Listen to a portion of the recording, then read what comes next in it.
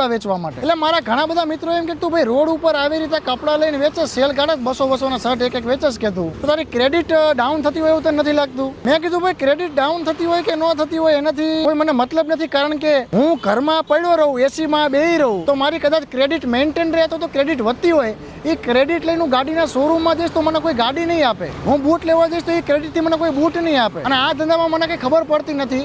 મને બધા લોકોએ સલાહ આપી, પણ સલાહ કરતા અનુભવ કરો તો એમાં વધારે ખબર પડે. પહેલા દિવસે હું ને મારા મિત્રો આવ્યા, મારી ગાડી લઈને બધા પોતે જાતે બતાવ્યું. હવે હું એકલો જ આવી જાઉં છું આવી રીતે કપડાં લઈને, કારણ કે મારું માનવું તો એવું છે કે આપણે કોઈ પણ કામમાં નાનપણો અનુભવવી જોઈએ. મારે આ ધંધામાં જવું એટલે હું પહેલા રોડ ઉપર લઈને ઊભો રહું છું.